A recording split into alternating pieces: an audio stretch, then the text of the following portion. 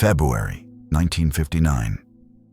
Deep inside the frozen Ural Mountains, 9 Soviet hikers vanished without a trace. The locals had always feared that place, Kolat, the Mountain of the Dead, and soon it would live up to its name. When rescuers finally reached the slopes, they found a tent, collapsed, torn open from the inside, as if the people inside had clawed their way out. Boots neatly lined, clothes left behind, no footprints except barefoot ones leading into the blizzard. Down the mountain, the snow told a story no one could explain. Bodies half naked, eyes missing, tongues gone, bones shattered by a force no one had ever seen before. And on their clothes, traces of radiation. The Soviet government called it a tragic accident. But nothing about it was natural. Witnesses spoke of orange lights dancing in the night sky. Military trucks were seen rolling toward the mountain days before the search even began. Then came the sealed files, the missing photographs, the quiet orders to never speak again. So what really happened on that mountain? Did these students stumble into something they weren't supposed to see? A weapons test? A chemical experiment? Or something far worse? Tonight, we reopen the case the Soviet Union tried to bury. Because whatever killed those 9 hikers, it wasn't the cold. It was something born in the dark heart of the Soviet military. Before we get into it, I just want to say thanks for all the love on the Kamar Daban video. That story got a lot of attention. And today, we're looking at something just as strange. Another group of hikers, another mystery. But this time, we'll try to uncover what really happened. Also, a quick thing. Most of you watch these videos but haven't subscribed yet. We're really close to 1,000 subscribers, so hit that button and be part of this growing crew. Let's keep digging into the stories no one else wants to talk about. All right then, let's move on to our main story.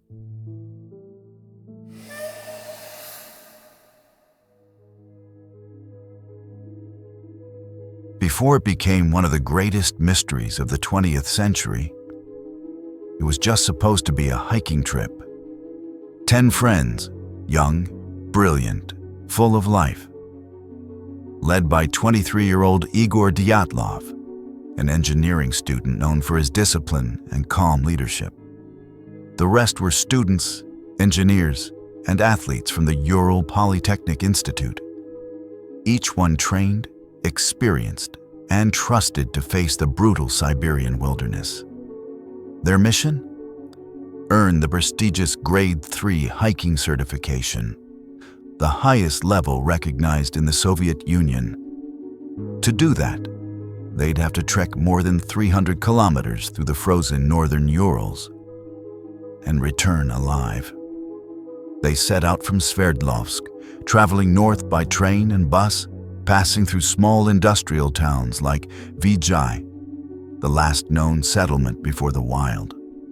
Locals remembered them, polite, laughing, carrying heavy backpacks and a homemade stove Dyatlov had built himself.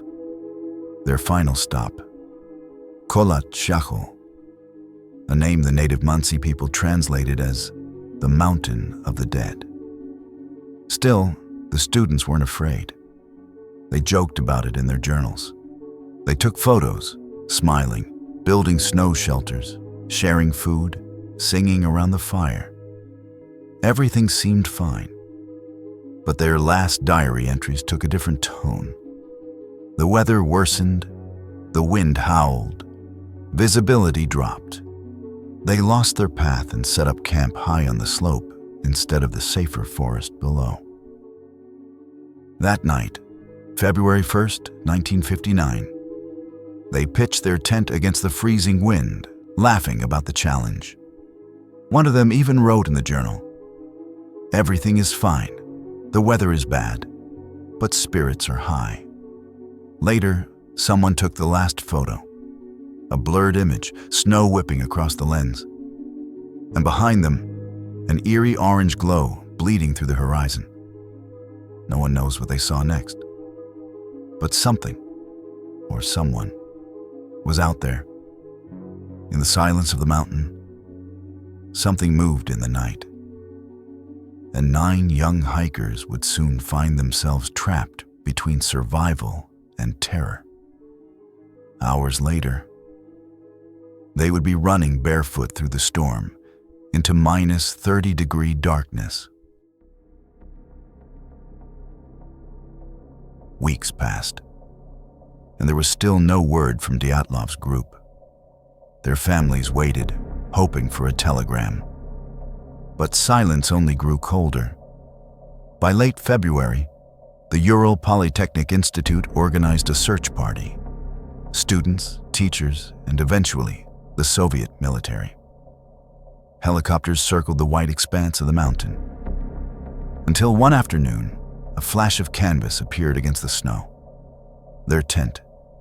It lay collapsed, half buried, torn open from the inside. Inside, everything was strangely in order. Boots lined up neatly, jackets folded, a flask of cocoa still sealed, their diaries untouched, the final entries calm, routine. Nothing to explain the chaos that followed. But then, the footprints, bare feet, socks, a single file leading downhill into the forest, as if they had walked, not run. No sign of struggle, no blood. Just quiet, frozen steps into nowhere. The first bodies were found beneath a cedar tree, their hands blackened by frostbite, remnants of a small fire beside them. Their faces bruised, one's nose broken, another's tongue missing. Further up the slope, more bodies. Some half-dressed, others wearing pieces of their friends' clothes. Autopsies revealed something terrifying. Fractured skulls, crushed chests, but with no external wounds, as if some invisible force had struck from within. And then there was the radiation, faint but undeniable, enough to raise eyebrows and close mouths. Later, investigator, prosecutor Lev Ivanov would admit, "I was told to remove any mention of the orange lights, delete everything that could link this to the military." Locals had seen them, glowing orbs drifting above the mountains that same night. The army said they were flares. Others whispered, weapons tests. Whatever it was, it terrified 9 trained hikers enough to slice open their only shelter and walk into a storm. So the question remains, what were they running from?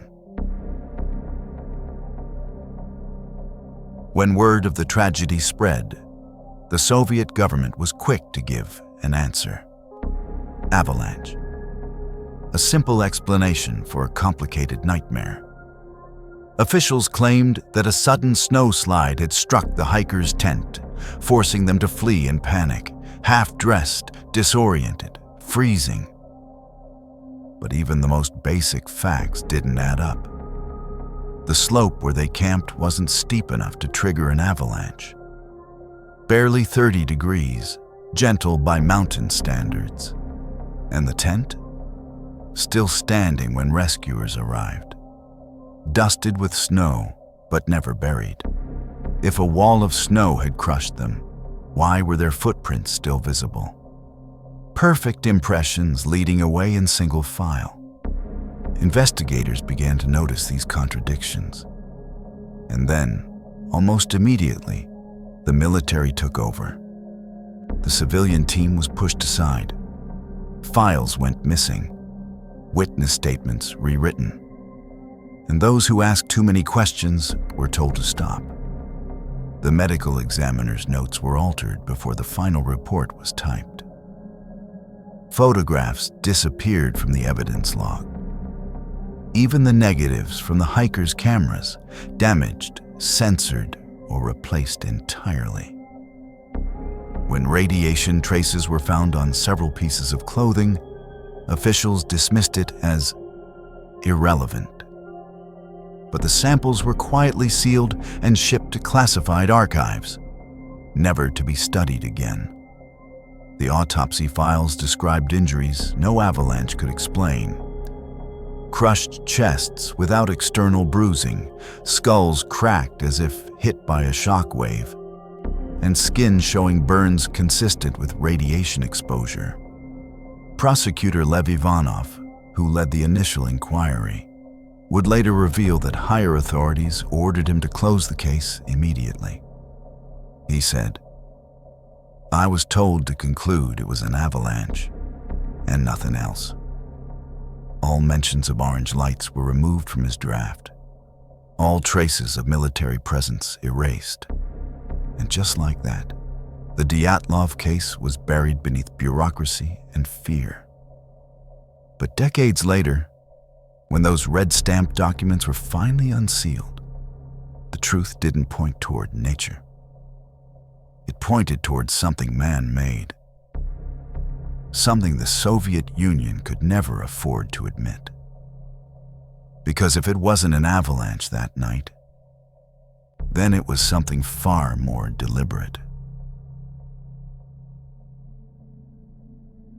If it wasn't an avalanche, then what was it?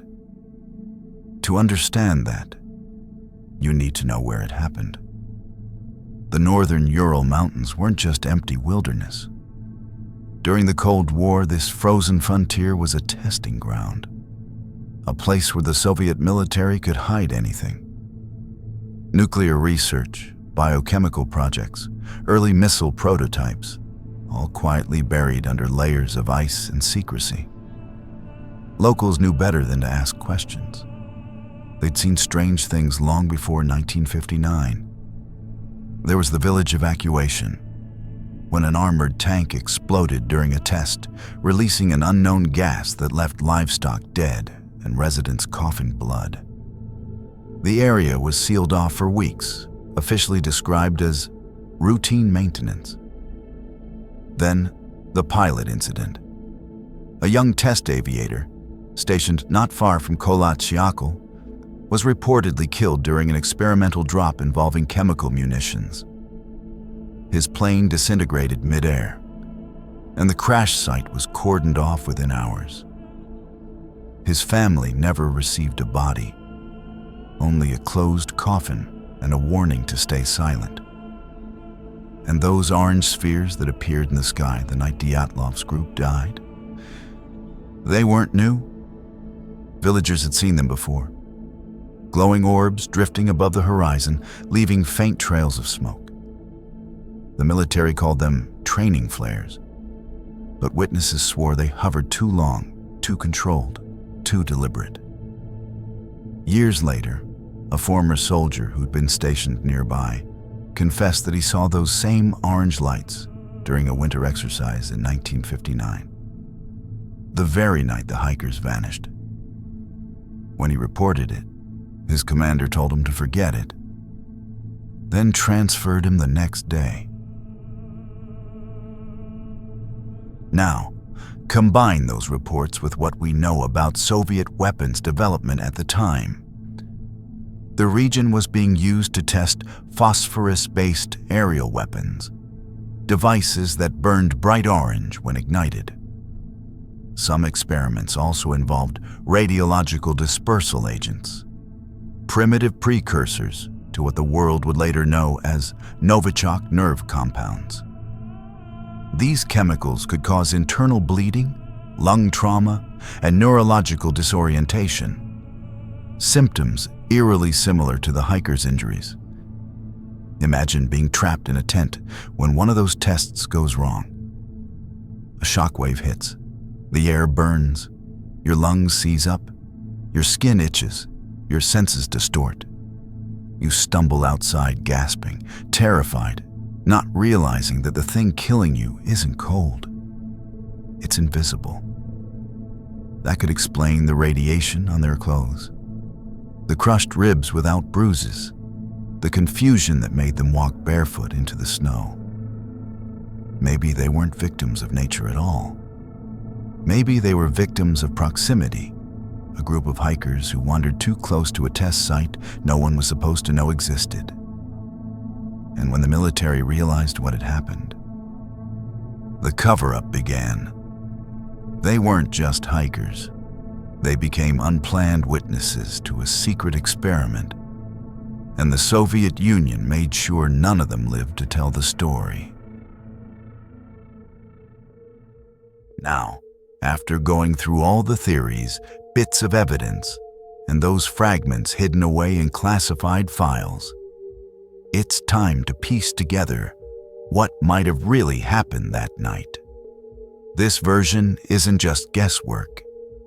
It's built from what the rescuers actually found, what a few witnesses later admitted to seeing, and what the Soviet military worked very hard to keep quiet. It's past midnight. February 1st, 1959.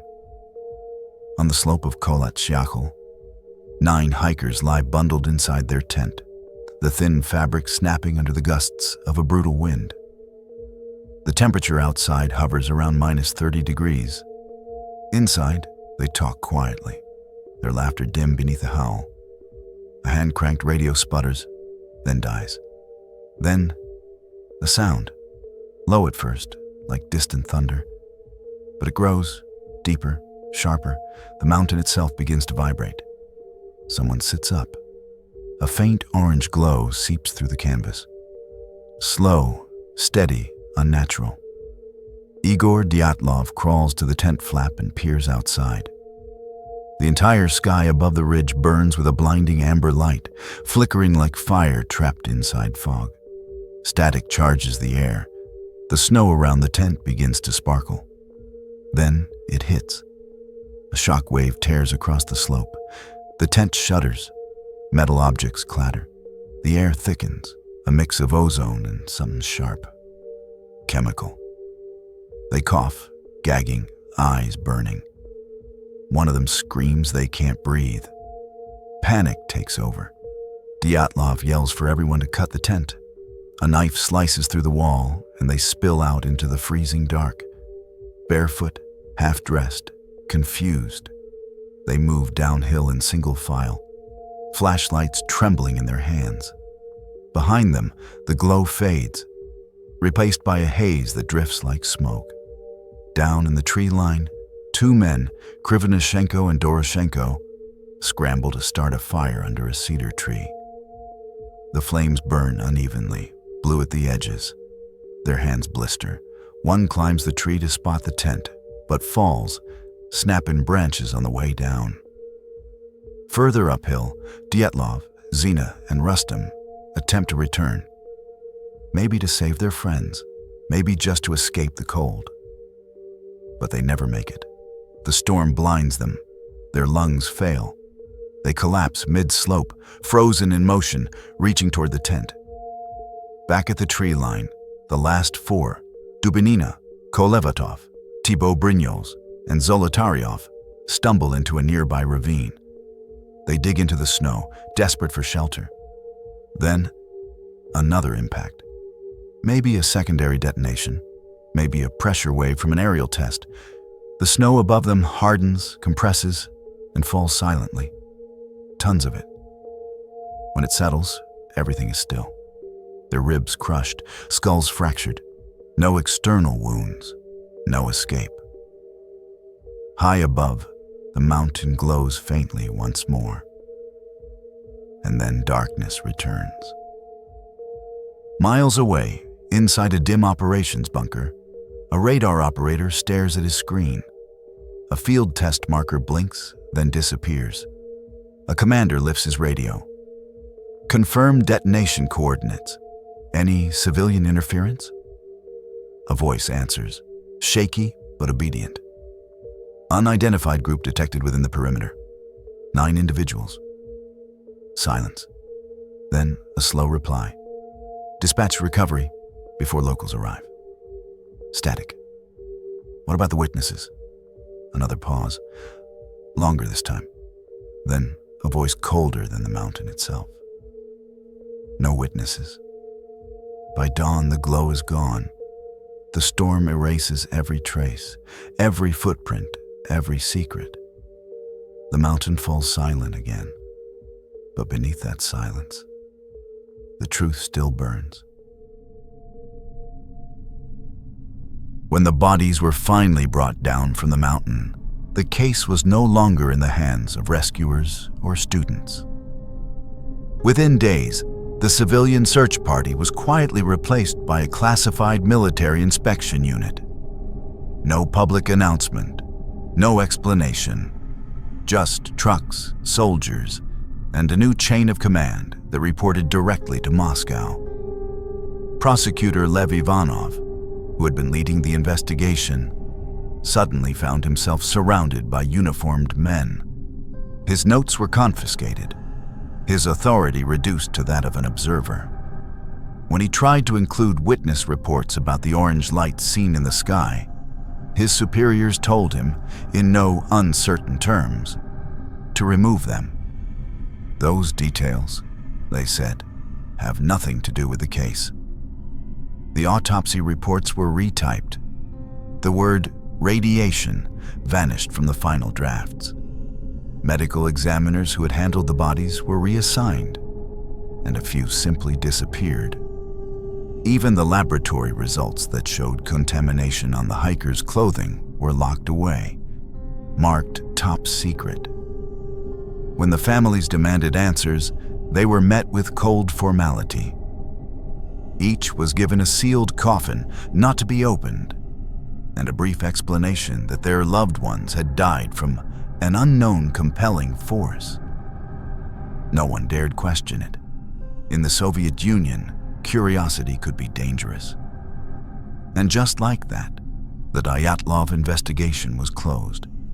No trial, no follow-up, no truth, only silence. But decades later, as the Soviet Union began to crumble, Lev Ivanov finally spoke. In an interview before his death, he admitted that the government had censored his report, forcing him to cut entire sections that mentioned fiery spheres and military activity.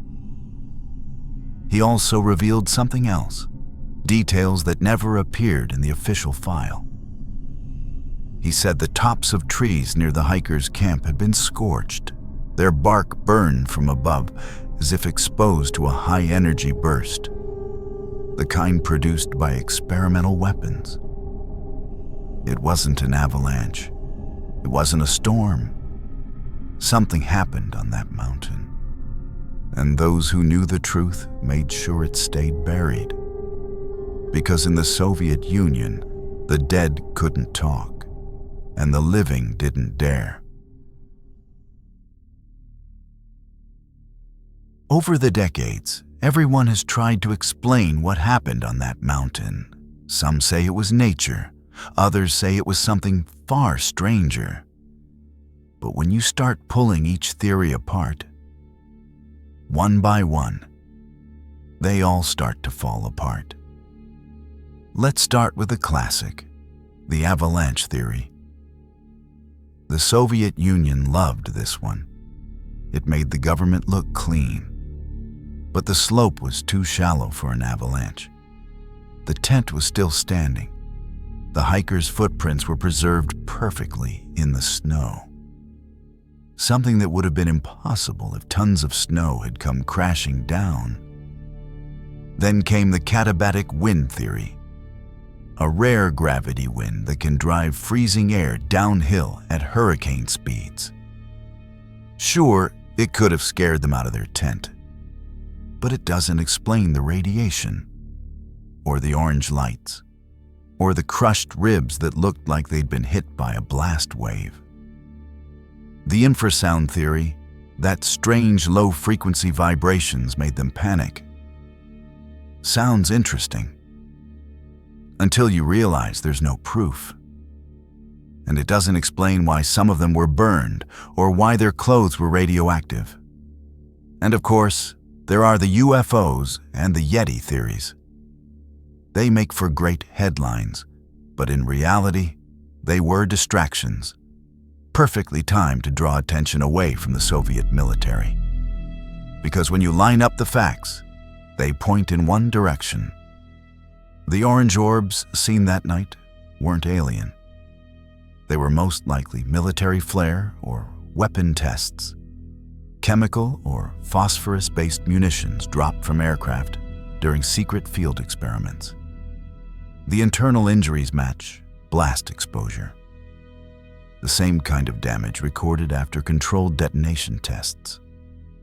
And this wasn't the first time.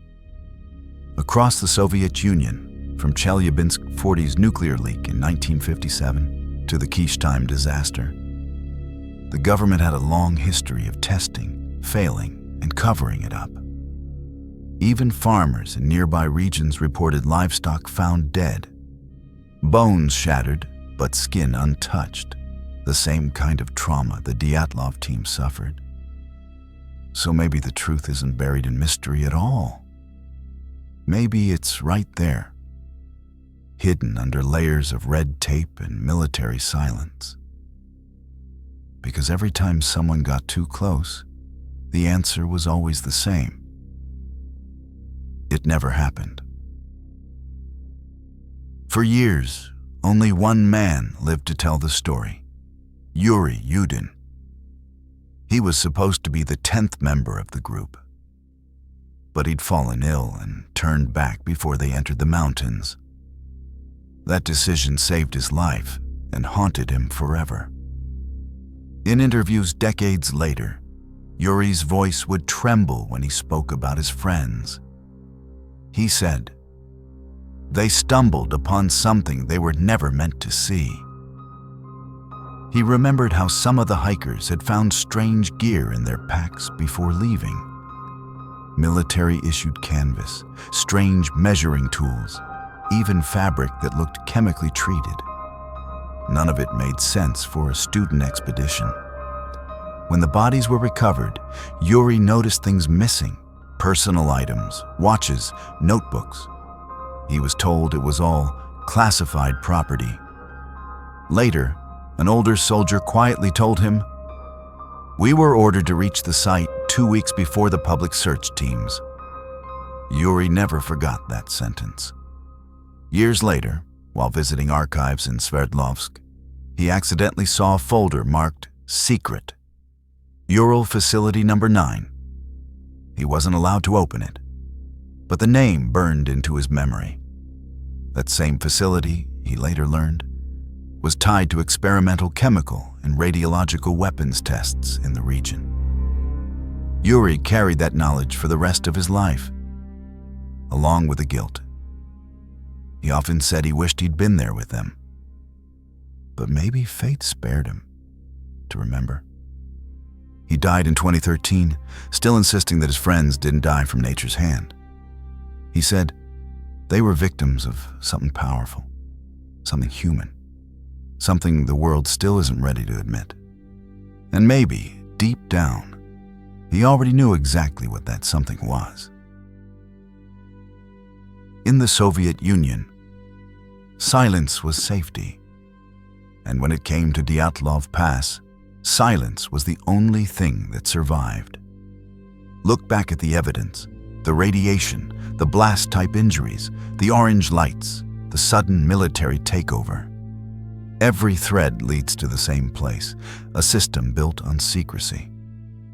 The rescuers were replaced, the files were sealed, the photos were censored, and for decades, the truth stayed locked behind red tape and fear. But cracks began to show. The same kind of classified disasters appeared again. Chelyabinsk, Kishtim, and others the world only learned about years later. Each one followed the same pattern: denial, silence, and a single phrase written in cold, bureaucratic ink. Unknown cause. Maybe Dyatlov wasn't an isolated tragedy.